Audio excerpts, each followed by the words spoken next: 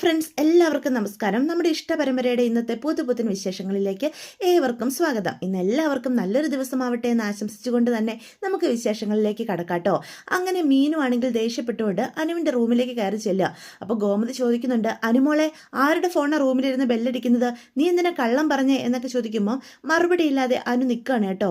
ഇതേ സമയം അലോകാണ് ഫോൺ ബെല്ലടിക്കുന്നത് കേൾക്കുമ്പോൾ ആദ്യം അവൻ്റെ പോക്കറ്റിൽ നോക്കുമ്പോൾ പോക്കറ്റിലില്ല. ഈശ്വര, ഈ ഫോൺ ഇത് എവിടുന്നാണ് ബെല്ലടിക്കുന്നത്, ഇത് എൻ്റെ ഫോണാണല്ലോ എന്നും പറഞ്ഞ് പെട്ടെന്ന് കട്ടിലിൻ്റെ അടുത്തേക്ക് വരിക. ഇത് ഇവിടെ എവിടെയോ ഉണ്ട്. അപ്പോൾ അവിടെ കുറച്ച് തുണിയൊക്കെ കിടക്കുന്നതിൻ്റെ ഇടയ്ക്കായിട്ട് ഫോൺ പോവാണ് കേട്ടോ. അപ്പോൾ തപ്പിത്തടിഞ്ഞ് ഫോൺ എടുക്കുക. കഴിയുമ്പം അച്ഛൻ കോളിംഗ് എന്ന് കാണുകയാണ്. അച്ഛനാണല്ലോ വിളിക്കുന്നത്. ഓ, എന്നെ ഇന്ന് അച്ഛൻ കൂടെ ചെല്ലണമെന്ന് പറഞ്ഞിരുന്നതല്ലേ, എന്നെ കാണാത്തത് കൊണ്ട് വിളിക്കുന്നയാവും. ഈശ്വര, ഇതിപ്പോൾ അറ്റൻഡ് ചെയ്യാനും പറ്റില്ലല്ലോ എന്ന് പറഞ്ഞ് അലോകാകെ ടെൻഷൻ അടിച്ച് നിൽക്കുക. പെട്ടെന്ന് മീനു വരുന്ന കേൾക്കുകയാണ് കേട്ടോ, മീനുൻ്റെ നടക്കുന്ന സൗണ്ട്. അപ്പോൾ അലോക് ഫോൺ അവിടെ ഇട്ടിട്ട് വെപ്രാളത്തിൽ അവിടെ നിന്ന് ഒളിച്ച് നിൽക്കാനായിട്ട് മാറി നിൽക്കുക. അപ്പം മീനുമാണ് ഫോൺ ബെല്ലടിക്കുന്ന കേട്ട് ആ സൗണ്ട് വരുന്നിടത്തേക്ക് നോക്കുക. അപ്പം അനുവിൻ്റെ റൂമിലെ കട്ടിൽ നിന്നാണ് വരുന്നത്. അപ്പം കട്ടിലിൽ ഫോൺ കിടക്കുന്നത് നമ്മുടെ മീനുവിൻ്റെ ശ്രദ്ധയിൽപ്പെടുക. ഇത് ആരുടെ ഫോണാ? അനുവിൻ്റെ ഫോൺ അവളുടെ കയ്യിലുണ്ട്. അപ്പോൾ പെട്ടെന്ന് അച്ഛൻ കോളിംഗ് എന്ന് കാണുക. അച്ഛൻ കോളിംഗ് എന്നാണല്ലോ കാണുന്നത്. ഇത് അറ്റൻഡ് ചെയ്ത് നോക്കിയാൽ ആരുടെ ആണെന്ന് ചിലപ്പോൾ മനസ്സിലായാലോ, അല്ലെങ്കിൽ വേണ്ട എന്നും പറഞ്ഞിങ്ങനെ നിൽക്കുമ്പോൾ ഫോൺ കട്ടായി പോകുമ്പോൾ ലോക്ക് സ്ക്രീനിൽ നമ്മുടെ ആലോകിൻ്റെ ഫോട്ടോ വരികയാണ് കേട്ടോ. ആലോകിൻ്റെ ഫോട്ടോ കാണുന്ന മീനു ഞെട്ടിത്തരിച്ച് നിൽക്കുക. ഇത് അലോകല്ലേ, ഇവൻ്റെ ഫോൺ എങ്ങനെ ഇവിടെ വന്നു, ഇതെങ്ങനെ ഇവിടെ വരാൻ പറ്റും എന്നൊക്കെ സംശയത്തോടു കൂടി മീനു ചിന്തിച്ച് നിൽക്കുക. ഫോണാണെങ്കിൽ മീനുവിൻ്റെ കയ്യിൽ കിട്ടിയപ്പോൾ തന്നെ അലോക ആകെ പേടിച്ച് വറച്ച് നിൽക്കണം കേട്ടോ. എന്നിട്ട് കയ്യിലിരുന്നൊരു ടവൽ വെച്ച് മുഖം മറച്ചു പിടിക്കുക. ഇവരുടെ മുന്നിൽ പിടിക്കപ്പെടാൻ പാടില്ല എന്നൊക്കെ ഇങ്ങനെ ചിന്തിക്കുക. അപ്പം നമ്മുടെ മീനു ആണെങ്കിൽ അലോകിൻ്റെ റൂമിലെല്ലാം നോക്കുകയാണ് കേട്ടോ. പേടിച്ചാൽ മീനു നടക്കുന്നത്, എപ്പോൾ വേണമെങ്കിലും ഒരു ആക്രമണം ഉണ്ടാകാം എന്നുള്ള ബോധത്തോടു കൂടി.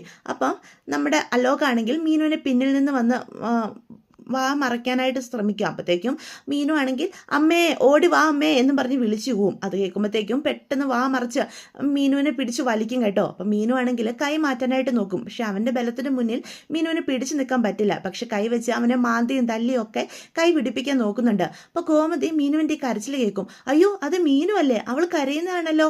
അപ്പം ദേവി പറയും, അയ്യോ അമ്മേ, മീനുവിന് എന്തോ സംഭവിച്ചിട്ടുണ്ട്, ആ റൂമിൽ എന്തോ ഉണ്ട് എന്ന് പറഞ്ഞ് മീനു പെട്ടെന്ന് ദേവിയാണെങ്കിൽ മീനു എന്ന് വിളിച്ചുകൊണ്ട് ഓടി പോവാണ്. ദേവി മോളെ ഞാനും വരാം എന്നും പറഞ്ഞ് ഗോമതിയും പിന്നാലെ ചെല്ലുക. അപ്പം ഇതെല്ലാം കാണുമ്പോഴത്തേക്കും അനു ആകെ പേടിച്ച് വരച്ച് നിൽക്കുക. അപ്പം അനു സുകന്യ മാത്രമേ ആകുമ്പം അനു സുകന്യോട് പറയും, ചേച്ചി നമ്മളിനി എന്താ ചെയ്യുക, നീ നടക്ക് എന്നപ്പം സുകന്യ പറയും. ദേവിയാണ് ആദ്യം ഓടിപ്പോയി മീനുവിനെ അലോകിൽ നിന്ന് രക്ഷപ്പെടുത്താൻ ശ്രമിക്കുന്നത്. അപ്പോൾ അലോക അതെന്ന് ദേവിക്ക് മനസ്സിലാകത്തുമില്ല, മുഖം മറച്ചിരിക്കുവാണല്ലോ. അമ്മേ ഇത് കള്ളനാ അമ്മേ, നമ്മുടെ മീനുവിനെ പിടിച്ചു വെച്ചിരിക്കുന്നു, വന്ന് രക്ഷിക്കമ്മേ എന്ന് പറഞ്ഞ് ദേവി അലോകിൻ്റെ കൈ പിടിച്ചു മാറ്റാനായിട്ട് നോക്കുക. അപ്പോഴത്തേക്കും നമ്മുടെ മീനുവിനെ പിടിച്ചൊരു തള്ളിയിട്ട് ദേവിയെ പിടിച്ച് വയറിനിട്ട് ഒരു ചവിട്ടും കൊടുത്ത് അങ്ങോട്ട് ഉന്തി വിടുകയാണ് കേട്ടോ അലോക്. ദേവിയാണെങ്കിൽ വയറ് പൊത്തി പിടിച്ചുകൊണ്ട് നിലത്തേക്ക് അടുത്ത് കിടന്ന സോഫയിൽ വയറിടിച്ച് വീഴുക. അയ്യോ മോളെ ദേവി എന്നും പറഞ്ഞുകൊണ്ട് ഗോമതി പേടിച്ച് വരച്ച് ഓടി ചെല്ലുക. അപ്പം ദേവിക്കാണെങ്കിൽ വേദന കാരണം അനങ്ങാൻ പോലും പറ്റുന്നില്ല. അമ്മേ എനിക്ക് വേദന എടുക്കുന്ന അമ്മേ എന്നും പറഞ്ഞ് കരയുക. അപ്പം മീനുവിൻ്റെ അടുത്താണ് മീനു, അമ്മേ അവനെ വിടരുതമ്മേ എന്ന് പറയാണ്. അപ്പോഴത്തേക്കും ഗോമതിക്ക് ദേഷ്യം വരിക. നീ ആരാടാ, നീ എൻ്റെ വീട്ടിൽ കയറി എൻ്റെ മക്കളെ ഉപദ്രവിക്കാനായോടാ എന്ന് പറഞ്ഞ് ആ മുഖം മറിച്ചിരുന്ന തുണി വലിച്ചങ്ങ് എടുക്കുക. എടാ നീ എങ്ങനെ ഇവിടെ കയറി എന്ന് ദേഷ്യപ്പെട്ടുകൊണ്ട് അലോകിനോടൊപ്പം ചോദിക്കാണ് കേട്ടോ. ഗോമതി അലോകിനെ അടിക്കാൻ നോക്കുമ്പോഴത്തേക്കും സുകന്യ എന്ത് ചെയ്യണം, ഇവനെ എങ്ങനെ രക്ഷപ്പെടുത്തണമെന്നറിയാതെ ഇങ്ങനെ ചിന്തിച്ച് നിൽക്കുകയാണ് കേട്ടോ. അനുവാണി ആകെ പേടിച്ച് വിറച്ച് നിൽക്കുക. ഈശ്വര, ഇതിനൊക്കെ കാരണക്കാരി ഞാനാണല്ലോ എന്നൊക്കെ മനസ്സിലിങ്ങനെ ചിന്തിക്കുക. അപ്പോഴത്തേക്കും അലോകിനെ എങ്ങനെയും രക്ഷപ്പെടുത്താൻ വേണ്ടി സുകന്യാണെങ്കിൽ പെട്ടെന്ന് അലോകിൻ്റെ അടുത്തേക്ക് ചെല്ലുക. എടാ നാശം പിടിച്ചവനെ, നീ എന്തിനാടാ ദേവമംഗലത്തേക്ക് കയറി വന്നത്, ഇവിടെയുള്ള പെണ്ണുങ്ങളെയൊക്കെ ഉപദ്രവിക്കാൻ നിനക്ക് എങ്ങനെ ധൈര്യം വന്നടാ എന്നും പറഞ്ഞ് അലോകിനിട്ട് നല്ല തല്ല് വെച്ച് കൊടുക്കുകയാണ് കേട്ടോ. നിങ്ങളിത് എന്നതാ സ്ത്രീ എന്നെ ഈ കാണിക്കുന്നത് എന്ന് അപ്പോൾ അലോക് ചോദിക്കുക. എന്നിട്ട് സുകന്യെ പിടിച്ചൊരു തള്ളു കേട്ടോ. സുകന്യാണെങ്കിൽ ബെഡിലേക്ക് തെറിച്ച് വീഴാണ്. എന്നിട്ട് ഗോമതി അപ്പോഴത്തേക്കും അലോകിൻ്റെ അടുത്തേക്ക് ചെല്ലും. എൻ്റെ കുഞ്ഞുങ്ങളെ ഒന്ന് ഉപദ്രവിക്കാൻ മാത്രം ധൈര്യം നിനക്ക് എവിടെ നിന്ന് കിട്ടിയടാ, ഈ വീട്ടിൽ കയറാൻ നിനക്ക് ആരുടെ അനുവാദം തന്നത്, എത്ര ധൈര്യം ഇരുന്നല്ല നീ ഇങ്ങനെ ഒരു പ്രവൃത്തി ചെയ്യുക എന്നും പറഞ്ഞ് ഗോമതി അവനെ അടിക്കാൻ തുടങ്ങുമ്പോഴത്തേക്കും ഗോമതിയുടെ കഴുത്തി പിടിച്ചങ്ങോട്ട് ഞെരിക്കുകയാണ് നമ്മുടെ അലോക്. അത് കാണുമ്പോഴത്തേക്കും അനുവാണ് പേടിച്ച് വരയ്ക്കും. എടാ എൻ്റെ അമ്മയെ വിടുന്നുണ്ടടാ, നീ എന്താടാ ഈ കാണിക്കുന്നത്, എൻ്റെ അമ്മയെ വിടടാ, അമ്മയെ വിടാനാ പറയുന്നത്. അപ്പം ഗോമതിയുടെ കണ്ണൊക്കെ തുറച്ചു വരിക. ഇതേ സമയം ദേവിയാണെങ്കിൽ കരഞ്ഞ് ദേവിയുടെ ബോധം പോവാണ് കേട്ടോ. ദേവിയുടെ വീണ് കിടക്കുക. അപ്പോൾ ഗോമതിയുടെ ഇങ്ങനെ കൊല്ലാൻ നോക്കുന്ന കാണുമ്പോൾ മീനു അവിടെ കിടന്നൊരു ഇരുമ്പിൻ്റെ ദണ്ട് എടുത്തിട്ട് നമ്മുടെ അലോകിൻ്റെ തലക്കിട്ടടിക്കും. അപ്പം മീനുവാണ് തലക്കിട്ടടിച്ച് കഴിയുമ്പം ആ വേദനയിൽ അലോക് തലയും പൊത്തി പിടിച്ചുകൊണ്ട് ബോധം മറിഞ്ഞ് താഴേക്ക് വീഴുകയാണ് കേട്ടോ. അപ്പോൾ ഇതെല്ലാം കണ്ട് പേടിച്ച് വിറച്ച് നിൽക്കുകയാണ് നമ്മുടെ അനുവാണ്. അപ്പം പെട്ടെന്ന് സുഗിനി എടാ അലോകെ എന്നും പറഞ്ഞ് ഓടി അലോകിൻ്റെ അടുത്തേക്ക് വരും. അപ്പം ചെയ്ത് കഴിഞ്ഞാൽ മീനു താൻ എന്താ ചെയ്തെന്നൊരു ബോധം വരുന്നത്. മീനു അപ്പോഴത്തേക്കും പെട്ടെന്ന് ആ വടി അവിടെ ഇട്ടിട്ട് അലോകിൻ്റെ അടുത്ത് പോയിരിക്കും കേട്ടോ. എന്നിട്ട് അവനെ തിരിച്ചു കെടുത്തും. അയ്യോ നീ എന്ത് പ്രവൃത്തിയായി കാണിച്ചത് എന്ന് സുകന്യ അപ്പം മീനുവിനോട് ചോദിക്കും കേട്ടോ. അതേ സമയമാണ് ഗോമതിയുടെ ശ്രദ്ധയിൽ ദേവി കിടക്കുന്ന സ്ഥലത്തെല്ലാം രക്തം ഇങ്ങനെ പടർന്നു കിടക്കുക. അയ്യോ എൻ്റെ മോളെ ചതിച്ചോ എന്നും പറഞ്ഞ് ദേവി മോളെ എന്നും പറഞ്ഞ് കരഞ്ഞോട് ഓടിച്ചെല്ലുവോ. അയ്യോ ചോര, ഈശ്വര എൻ്റെ ദേവി, എൻ്റെ കുഞ്ഞ്, എൻ്റെ ഈശ്വര എന്നും പറഞ്ഞ് കരയുക. ഇനി എന്താ ചെയ്യുക? അപ്പോഴത്തേക്ക് ഈ കരച്ചിൽ കാണുമ്പോഴത്തേക്കും എല്ലാവരുടെ ശ്രദ്ധ ദേവിയുടെ അടുത്തേക്ക് ആവുക. അപ്പോൾ സുകന്യ മീനും അനു ഒക്കെ രക്തത്തിൽ കുളിച്ച് കിടക്കുന്ന ദേവിയെ കാണുക. ഈശ്വര ചതിച്ചോ എന്നും പറഞ്ഞ് മീനു ഓടിച്ചെല്ലുക. അയ്യോ എടുത്തി, ദേവി എടുത്തി, എഴുന്നേക്കെടുത്തി, ദൈവമേ ഇനി എന്താ ചെയ്യുക എന്നും പറഞ്ഞ് ഗോമതി ആണെങ്കിൽ എന്ത് ചെയ്യണമെന്ന് അറിയാതെ നിൽക്കുകയാണ് കേട്ടോ.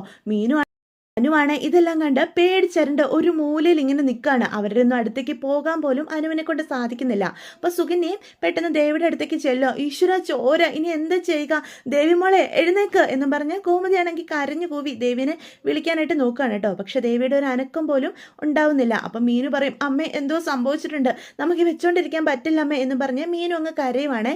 ഇതേ സമയം കൃഷ്ണമംഗലത്ത് അലോകിനെ കാണാതെ ആകെ വിഷമിച്ച് നിൽക്കുകയാണ് എല്ലാവരും. അപ്പം അച്യുതനും നമ്മുടെ ഇന്ദ്രാമയും നന്ദിനിയും രാജശ്രീയും ഒക്കെ ഉണ്ട്. അപ്പോൾ രാജശ്രീ പറയും, 1 മണിക്കൂർ മുമ്പ് ഇവിടെ ഉണ്ടായിരുന്ന ചെറുക്കന ഇവനിത് എവിടെ പോയി? വിളിച്ചിട്ടാണ് ഫോണും എടുക്കുന്നില്ല. എൻ്റെ കുഞ്ഞിന് എന്തോ സംഭവിച്ചിട്ടുണ്ട്, അല്ലാതെ അവൻ ഫോൺ വിളിച്ചാൽ എടുക്കാതിരിക്കത്തൊന്നും ഇല്ല എന്നും പറഞ്ഞ് ഇപ്പം കരയുന്നുള്ള രീതി നിൽക്കുക.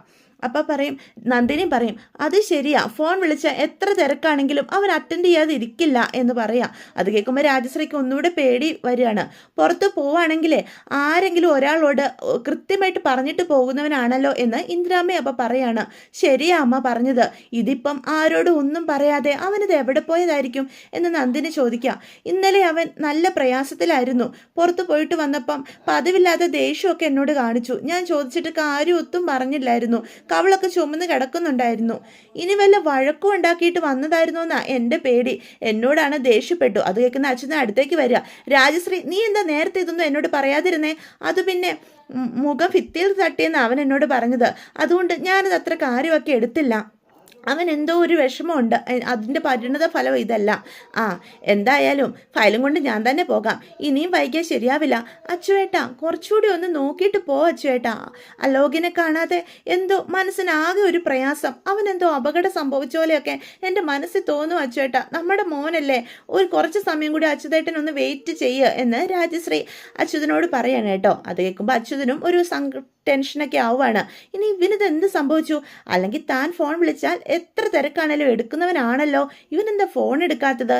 ഇതേ സമയം അലോകും ബോധം മറിഞ്ഞ് ദേവമംഗലത്ത് കിടക്കുക. അപ്പം ഗോമതിയാണ് കുറച്ച് വെള്ളം എടുത്ത് ഗോമതിയുടെ മുഖത്ത് തളിക്കുവാണ്. അപ്പം മീനു അടുത്ത് നിന്ന് കരയുക. എടുത്തി കണ്ണ് തുറക്ക്, എടുത്തി കണ്ണ് തുറക്ക്. അപ്പം സുകന്യയും അനുവും പരസ്പരം നോക്കി ആകെ വിഷമിച്ച് നിൽക്കുക. മോളെ കണ്ണ് തുറന്ന് സംസാരിക്കുന്നീ മോളെ, ദേവി മോളെ, അമ്മേ എടുത്തി എത്രയും വേഗം ഹോസ്പിറ്റലിൽ എത്തിക്കണം. അയ്യോ നീ വേഗം പോയൊരു വണ്ടി വിളിക്കും മീനു. അനു, സുകന്യെ, നിങ്ങൾ ആദ്യം വേഗം പോയി ആരെങ്കിലും ഒന്ന് ബാലേട്ടനെ വിളിച്ച് പറ. ഇങ്ങനെ അന്തം വിട്ട് നിൽക്കാതെ. നിങ്ങൾ എന്താ ഇങ്ങനെ നിൽക്കുന്നേ? നിങ്ങൾക്ക് എന്താ മനസ്സിലാകുന്നില്ലേ? നമുക്ക് മോളെ ഹോസ്പിറ്റലിൽ എത്തിക്കണം പെട്ടെന്ന്. വേഗം ബാലേട്ടനോട് വരാൻ പറ അനുമോളെ. നീ എന്താ ഇങ്ങനെ നിൽക്കുന്നേ? അപ്പം അനുവിനാണെങ്കിൽ എന്ത് ചെയ്യണമെന്ന് അറിയാതെ ഇങ്ങനെ നിൽക്കുക. കൈയും കാലും ഒന്നും അനങ്ങുന്നില്ല. അപ്പം സുകന്യാണ്, ഇവനെ ഇനിയിപ്പോൾ എന്താ ചെയ്യുക? രാജശ്രീ ചേച്ചിയോട് ഞാനിനി എന്ത് പറയും എന്നും പറഞ്ഞ് സുകന്യ നിൽക്കുക. ഇവരെല്ലാം ഉള്ളതുകൊണ്ട് അലോകിൻ്റെ മുഖത്തിച്ചിരി വെള്ളം പോലും തളിക്കാനുള്ള ധൈര്യം സുകന്യയ്ക്കുമില്ല. അപ്പം അനു ഇങ്ങനെ അനങ്ങാതെ നിൽക്കുന്ന കാണുമ്പം ഗോമതി പറയും, എടി നിന്നോടല്ല ഞാൻ പറഞ്ഞത് അച്ഛനെ വിളിക്കാൻ, നോക്കിക്കൊണ്ട് നിൽക്കും അവള്. എടി നിന്നോടാ പറഞ്ഞത്, പോയി അച്ഛനെ വിളിക്കടി എന്ന് ഗോമതി ദേഷ്യപ്പെടുക. അപ്പം മീനു ആണെങ്കിൽ വളരെ ദേഷ്യത്തോടു കൂടി അനുവിനെ നോക്കുക. മോളെ ദേവി കണ്ണ് തുറക്കും മോളെ എന്നും പറഞ്ഞ് കരയുക.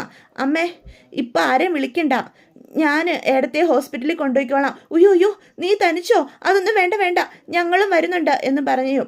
നിങ്ങൾ ഇവിടെ തന്നെ വേണോ അമ്മേ? ഇവൻ്റെ കാര്യം നോക്കണ്ടേ? അച്ഛൻ വരുന്നതിന് മുൻപേ ഇവനെ എങ്ങനെയെങ്കിലും ഉണർത്തി ഒന്ന് പറഞ്ഞു വിടാൻ നോക്ക്. ഈ നാശം പിടിച്ചവനെ ഇവിടെ കണ്ടു കഴിഞ്ഞാൽ വലിയ പ്രശ്നമാകും എന്ന് മീനു പറയൂട്ടോ. അപ്പോഴത്തേക്കും അനു ആണെങ്കിൽ എന്ത് ചെയ്യണമെന്ന് അറിയാതെ ഇങ്ങനെ നിൽക്കുക. സുകന്യ, അതെ സുകന്യയ്ക്ക് അലോകനെ പോയി ഒന്ന് വിളിക്കണമെന്നുണ്ട്. അനുവിൻ്റെ റൂമിലല്ലേ ഇവൻ കയറിയത്. അച്ഛൻ അറിഞ്ഞു കഴിഞ്ഞാൽ വലിയ പ്രശ്നമാകും അമ്മേ എന്ന് മീനു പറയാം. അപ്പോഴാ ഗോമതി അതിനെപ്പറ്റി ചിന്തിക്കുന്നത്. അപ്പം അനുവിനെ ഇങ്ങനെ സൂക്ഷിച്ചു നോക്കുക. എന്തൊക്കെ എന്തൊക്കെയാണ് ഇവിടെ സംഭവിച്ചത്? ഷോ, എൻ്റെ മോള്, എൻ്റെ ദേവി, എൻ്റെ കുഞ്ഞ്, ഈശ്വര എന്നും പറഞ്ഞ് അവരാകെ സങ്കടപ്പെട്ട് നിൽക്കുകയാണ് കേട്ടോ. അപ്പോൾ ഗോമതി വീണ്ടും ദേവിനെ ഉണർത്താനായിട്ട് നോക്കുക. ഷോ, എടുത്തേ ഞാൻ ഹോസ്പിറ്റലിൽ എത്തിച്ചോളാം, അമ്മ പേടിക്കണ്ട അമ്മേ, എടുത്തേക്ക് ഒരു കുഴപ്പം വരില്ല, അമ്മ ടെൻഷൻ ആവാതെ. അപ്പം ഈശ്വര, എൻ്റെ കണ്ണ, ഇനി ഞങ്ങളെ പരീക്ഷിക്കരുതേ, ഒന്നും വരുത്തരുതേ എന്നും പറഞ്ഞ് ഗോമതി കരയുവാണ് കേട്ടോ. ഈശ്വര, ഞങ്ങളെ പരീക്ഷിച്ച് മതിയായില്ലേ, ഇത്ര അനുഭവിക്കാൻ മാത്രം ഞങ്ങൾ എന്ത് തെറ്റാ ചെയ്തത്? എൻ്റെ ദേവിക്കും കുഞ്ഞിനും ഒരാപത്ത് സംഭവിക്കല്ലേ, അവരെ കാത്തുകൊള്ളണേ എൻ്റെ കണ്ണ. എടുത്ത് വണ്ടിയിലേക്ക് കിടക്കുമ്പം പോലും ദേവിയുടെ കാലിൽ കൂടി രക്തം ഒലിച്ചിറങ്ങാണ് കേട്ടോ. അത് കാണുന്ന ഗോമതി, അയ്യോ എനിക്ക് പേടിയാവുന്നു, ദേ മോളെ രക്തമൊക്കെ പിന്നെ വന്നുകൊണ്ടിരിക്കുക, നമ്മളിനി എന്താ ചെയ്യുക? അമ്മ ഇങ്ങനെ ടെൻഷൻ ആവാതെ ആ ആലോകനെ എഴുന്നേപ്പിച്ച് വിടാൻ നോക്കമ്മേ, ഞാൻ ദേവി എടുത്തേം കൊണ്ട് ഹോസ്പിറ്റലിൽ പെട്ടെന്ന് എത്തിക്കാം എന്ന് പറയാണ്. ഷോ, എനിക്കിത് കണ്ടിട്ട് തന്നെ കൈയും കാലും വിറയ്ക്കുക. ദേവിക്കും കുഞ്ഞിനും എന്തെങ്കിലും ആപത്തുണ്ടായി കാണുമോ? അമ്മ ഇങ്ങനെയൊന്നും സംസാരിക്കാതെ, ഒരു കുഴപ്പവും കാണില്ല, നമുക്ക് പെട്ടെന്ന് ഞാൻ ഹോസ്പിറ്റലിൽ എത്തിച്ചോളാം, ഞാൻ അവിടെ ചെന്നിട്ട് അമ്മയെ വിളിക്കാം, അമ്മ പെട്ടെന്ന് അവൻ്റെ കാര്യം എന്തെങ്കിലും ഒരു തീരുമാനം ഉണ്ടാക്കുക, ഇല്ലെങ്കിൽ അച്ഛൻ അറിഞ്ഞു കഴിഞ്ഞാൽ വലിയൊരു പ്രശ്നമാകും അമ്മേ എന്നും പറയാണ് കേട്ടോ. അപ്പോൾ ഗോമതിയാണ് പേടിച്ച് വരച്ച് നിൽക്കുക. അപ്പം രാജശ്രീയും അച്യുതനും കൂടി പുറത്തേക്ക് ഇറങ്ങി വരും. എന്താ ദേവമംഗലത്തൊരു വണ്ടിയൊക്കെ എന്തോ സംഭവിച്ചിട്ടുണ്ടല്ലോ. ഗോമതി പുറത്ത് നിൽക്കുന്നുണ്ട്. ഗോമതിയുടെ മുഖത്ത് ആകെ ടെൻഷനും വെപ്രാളും ഒക്കെ ആണല്ലോ എന്ന് പറയാം. ആ, എന്തേലും ആട്ടെ, അമ്മയോട് ഇപ്പം നീ അതൊന്നും പറയാൻ നിൽക്കണ്ട. ഗോമതിയുടെ മുഖത്തെ ടെൻഷനും വെപ്രാളും ഒക്കെ കണ്ട് എന്തേലും സങ്കടം വന്ന് അറിഞ്ഞു കഴിഞ്ഞാൽ പിന്നെ അമ്മയ്ക്ക് അതും മതി ഇന്നത്തെ ദിവസം വിഷമിച്ചിരിക്കാനായിട്ട്. അവിടെ എന്തേലും ദുഃഖമുള്ള കാര്യമാണെങ്കിൽ നമുക്ക് അത് സന്തോഷിക്കാനുള്ള വകയുണ്ടല്ലോ, അവർക്ക് അങ്ങനെ തന്നെ വേണം എന്നൊക്കെ അച്യുതനും രാജശ്രീയും കൂടി സംസാരിച്ചോണ്ട് നിൽക്കുക. നീ അകത്ത് പോയി കയറി പോകാൻ നോക്ക്, അവൻ വിളിച്ചു കഴിഞ്ഞാൽ എന്നോടൊന്ന് വിളിക്കാനും പറയണം, മനസ്സിലാവുന്നുണ്ടോ? ആ ശരി അച്ചുവേട്ടാ എന്ന് പറഞ്ഞ് രാജശ്രീ അകത്തേക്ക് പോവാം. അപ്പോൾ പെട്ടെന്ന് ഗോമതിയുടെയും ബാക്കിയുള്ളവരുടെയും മുഖത്തെ ടെൻഷനൊക്കെ കാണുമ്പം അച്യുതനങ്ങ് സന്തോഷം വരിക. എന്തായാലും നല്ല കാര്യമൊന്നും അല്ല അവിടെ സംഭവിച്ചിരിക്കുന്നത്, ആർക്കോ എന്തോ അപകടം സംഭവിച്ചതാ. കുറച്ച് കഴിയുമ്പോൾ ആ സുകന്യെ ഒന്ന് വിളിച്ചാൽ കാര്യം അറിയാൻ പറ്റും എന്ന് ഒക്കെ ചിന്തിച്ച് അച്യുതനും വണ്ടി കയറി അങ്ങോട്ട് പോവാണ് കേട്ടോ. ഇതേ സമയം നമ്മുടെ മീനുവും ഹോസ്പിറ്റലിലേക്ക് ദേവിയും കൊണ്ട് പോയതിന് ശേഷം ഗോമതി വീട്ടിലേക്ക് കയറി ചെല്ലുക. അപ്പം ഗോമതിയും അനുവും ആകെ പേടിച്ച് വരച്ച് നിൽക്കുക. അതുകൊണ്ട് സുകന്യ തന്നെ അവിടെ എല്ലാം വീണ് കിടന്ന രക്തം എല്ലാം നന്നായിട്ട് വെള്ളം ഒഴിച്ച് കഴുകുകയാണ് കേട്ടോ. അതിനുശേഷം അലോകിൻ്റെ അടുത്തേക്ക് ചെന്ന് മുഖത്ത് വെള്ളം തളിക്കുക. അപ്പോൾ കുറേ വെള്ളം തളിച്ചിട്ടൊന്ന് എടാ അലോകെ എഴുന്നേക്കടാ എന്നും പറഞ്ഞ് സുകന്യ വിളിച്ചിട്ടും ഒന്നും ഒരു അനക്കവും ഇല്ല. അപ്പം മൂക്കിൻ്റെ അവിടെ കൊണ്ട് കൈവിരൽ വെച്ച് നോക്കുക. ചേച്ചി എന്താ, ദേ ഇവന് ശ്വാസമില്ല ചേച്ചി എന്ന് പറഞ്ഞ് സുകന്യ പേടിച്ച് വെള്ളറി ഇങ്ങനെ നിൽക്കുകയാണ്. നീ എന്താ സുകന്യ പറയുന്നേ? ചേച്ചി ഇവൻ മരിച്ചെന്നാ തോന്നുന്നേ, ദേ ഇവന് ശ്വാസമില്ല, അയ്യോ എന്നും പറയണേ. അത് കേൾക്കുമ്പോഴത്തേക്കും ഗോമതി എന്ത് ചെയ്യണമെന്നറിയാതെ പേടിച്ച് വെകിളി പിടിച്ച് ഇങ്ങനെ വരണ്ട് നിൽക്കാണ്. ഇല്ല സുകന്യ, അങ്ങനെ വരാൻ വഴിയില്ല, നീ ഒന്നുകൂടി നോക്കിക്കേ. ഇല്ല ചേച്ചി, ഇവൻ ശ്വാസം വിടുന്നില്ല, ഇവൻ മരിച്ചെന്നാ തോന്നുന്നത് എന്ന് പറഞ്ഞ് സുകന്യ പേടിച്ച് ഇങ്ങനെ സ്തംഭിച്ച് നിൽക്കുക. അത് കേൾക്കുന്ന ഗോമതി അവിടെ തളർന്നിരിക്കുകയാണ്. അങ്ങനെയൊന്നും ഉണ്ടാവില്ല, അതിനുള്ള അടിയൊന്നും അവൾ അടിച്ചിട്ടില്ല, പയ്യൊന്നും അടിച്ചതേ ഉള്ളൂ, അവൻ മരിച്ചിട്ടൊന്നുമില്ല, അവൻ നമ്മളെ പേടിപ്പിക്കുന്നയാ എന്ന് പറഞ്ഞ് കണ്ണൊക്കെ തുറിച്ച് ആകെ പേടിച്ച് വിറച്ചിങ്ങനെ നിൽക്കുക. അപ്പം അനുമോളാണെങ്കിൽ എന്ത് ചെയ്യണമെന്നറിയാതെ ആകെ തകർന്ന് നിൽക്കുക. അലോക് മരിച്ചോ? എന്തൊക്കെയാ ഇവിടെ നടക്കുന്നത്? ഇതിനൊക്കെ കാരണം ഞാനാണോ എന്നും പറഞ്ഞ് അനുവാണെങ്കിൽ അനങ്ങാൻ കഴിയാതെ വല്ലാത്തൊരു മാനസികാവസ്ഥയിലോട്ട് തല ഇങ്ങനെ താഴ്ത്തിയിരിക്കുകയാണ് കേട്ടോ. അതോടുകൂടി ഇന്നത്തെ എപ്പിസോഡും അവസാനിക്കുകയാണ്. അപ്പോൾ ഇതൊക്കെയാണ് വിശേഷങ്ങൾ. വീഡിയോ ഇഷ്ടപ്പെട്ടുവെങ്കിൽ ചാനൽ സബ്സ്ക്രൈബ് ചെയ്യാൻ മറക്കരുത്, ലൈക്ക് ചെയ്യാനും മറക്കരുത്, നിങ്ങളുടെ അഭിപ്രായങ്ങൾ കമൻറ്റ്സ് വഴി എന്നെ അറിയിക്കാനും മറക്കരുത്.